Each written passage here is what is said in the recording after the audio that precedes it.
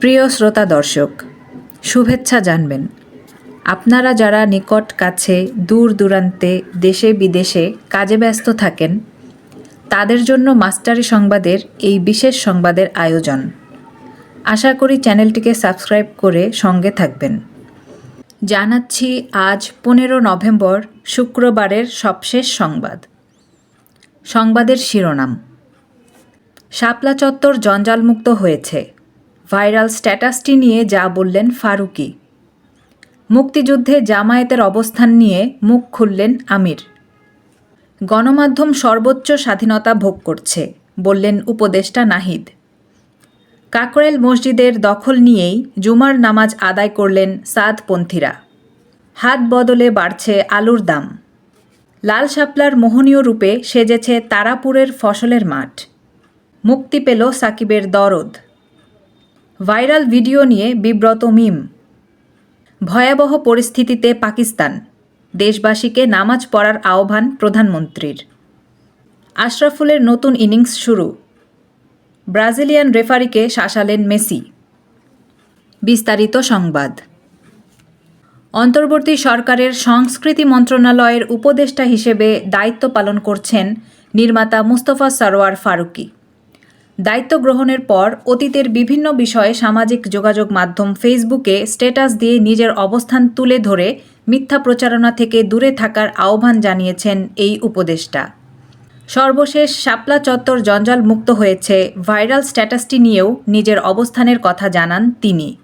বৃহস্পতিবার নিজের verified Facebook আইডিতে দেওয়া একটি স্ট্যাটাসে তিনি লিখেন, আমার দর্শক ভাই বোনেরা, আপনারা যারা আমার কাজকর্ম সম্পর্কে অবগত আছেন তারা নিশ্চয়ই জানেন মানুষ এবং ফিল্ম মেকার হিসাবে আমি মধ্যপন্থার। বহু ডিজিটাল কার্ড এবং ফেক স্ক্রিনশট ঘুরছে যেখানে দাবি করা হচ্ছে আমি নাকি 2013 সালে বলেছি শাপলা চত্বর জঞ্জাল মুক্ত হয়েছে। ডাহা মিথ্যা কথা। শাপলা চত্বরের ঘটনার পরে আমি বরং লিখেছি মাদ্রাসার সাধারণ ছাত্রদের মৃত্যুতে আমি ঘুমাতে পারছি না। ইংরেজিতে লেখা পোস্টটি আগ্রহীরা দেখে আসতে পারেন। আমার ছবি দিয়ে কিছু কিছু ফেক উইকিপিডিয়া স্ক্রিনশটও ঘুরছে। প্লিজ ইগনোর অল দিস, লিখেন ফারুকী। জামায়াতে ইসলামী মুক্তিযুদ্ধের বিরুদ্ধে ছিল না বলে মন্তব্য করেছেন জামায়াতে ইসলামের আমির ডাক্তার শফিকুর রহমান। তবে দলটি ভারতের সহযোগিতায় স্বাধীনতার সুফল না পাওয়ার শঙ্কায় ছিল বলে জানান তিনি। শুক্রবার একটি বেসরকারি টিভি চ্যানেলে এক সাক্ষাৎকারে এমনটি দাবি করেছেন জামায়াতে ইসলামের আমির ডাক্তার শফিকুর রহমান। তিনি বলেন, আমরা আশঙ্কা করেছিলাম ভারতের সহযোগিতায় যদি দেশ স্বাধীন হয় তাহলে স্বাধীনতার সুফল পাওয়া যাবে না। এরপরেও এটা সঠিক যে জামায়াত চেয়েছিল এক পাকিস্তান, কিন্তু পরবর্তী সময়ে পাকিস্তানের শাসক গোষ্ঠী তাদের নিপীড়ন, নির্যাতন, খুন এবং নানা ধরনের অপকর্মের কারণে সারা জাতি ফুঁসে উঠেছিল। মুক্তিযুদ্ধ অনিবার্য হয়ে উঠেছিল। তখন মুক্তিযুদ্ধ হয়েছে, দেশ স্বাধীন হয়েছে। এরপর স্বাধীন বাংলাদেশকে আমরা আমাদের কলিজা দিয়ে ভালোবেসে কবুল করে নিয়েছি। তথ্য ও সম্প্রচার উপদেষ্টা মোহাম্মদ নাহিদ ইসলাম বলেছেন, অন্তর্বর্তী সরকার মত প্রকাশ ও সমাবেশ করার স্বাধীনতার পাশাপাশি সংবাদপত্রের স্বাধীনতা নিশ্চিত করেছে। গণমাধ্যমে হস্তক্ষেপ না করা সরকারের আরেকটি বড় সাফল্য। সরকারের 100 দিন পূর্তি উপলক্ষে রাষ্ট্রীয় বার্তা সংস্থা বাসসকে দেওয়া এক সাক্ষাৎকারে এসব কথা বলেন নাহিদ। তিনি জানান, তার মন্ত্রণালয় বা সরকারের 100 দিনে গণমাধ্যমের কার্যক্রমে কখনোই হস্তক্ষেপ করা হয়নি। মুক্তিযুদ্ধের 53 বছরের ইতিহাসে দেশের জনগণ ও গণমাধ্যম কখনো এমন স্বাধীনতা ভোগ করেছে কিনা তা আমাদের জানা নেই। কাকরাইল মসজিদে প্রবেশ করে সেখানে এবং আশেপাশে অবস্থান নিয়েছেন দিল্লির মাওলানা সাদের অনুসারীরা। শুক্রবার সকাল থেকে তারা মসজিদে প্রবেশ করতে থাকেন। আগেই সাদপন্থীরা কাকরাইলের মার্কাজ মসজিদে অবস্থান নেওয়ার ঘোষণা দিয়েছিলেন। সে অনুযায়ী সকাল থেকেই রাজধানীর বিভিন্ন প্রান্ত থেকে জুমার নামাজ আদায়ে কাকরাইল মসজিদের দিকে যেতে থাকেন তারা।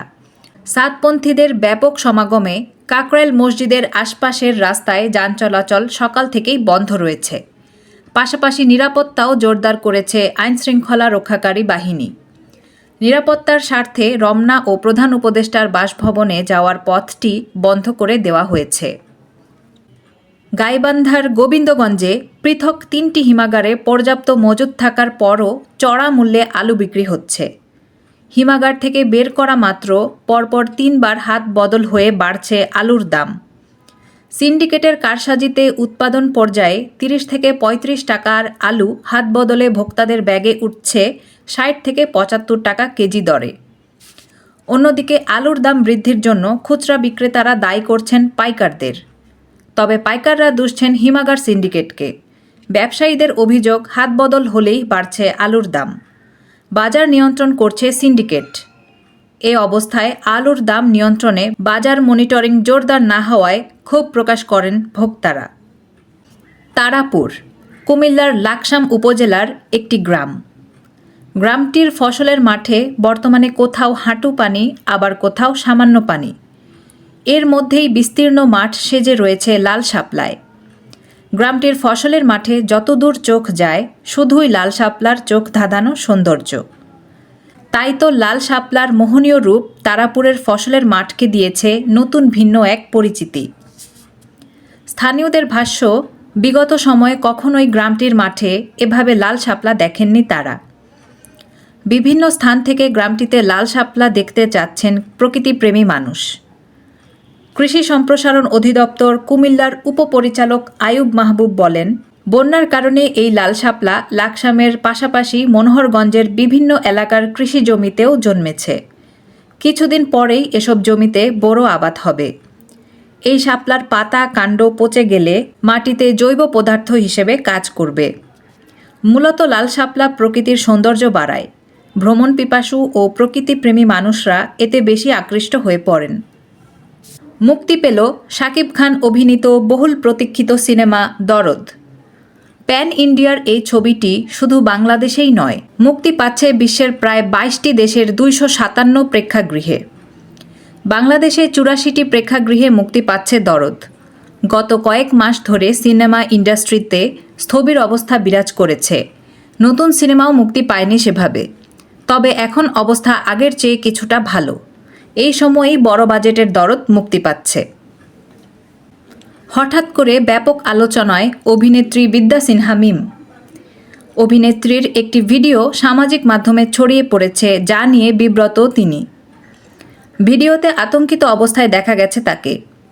ফেসবুকে ভিডিওটি পোস্ট করে দাবি করা হচ্ছে, পার্লার উদ্বোধন করতে গিয়ে উগ্রবাদীদের রোষানলে পড়েছেন মিম। বিষয়টি ব্যাপক চাঞ্চল্যের সৃষ্টি করেছে।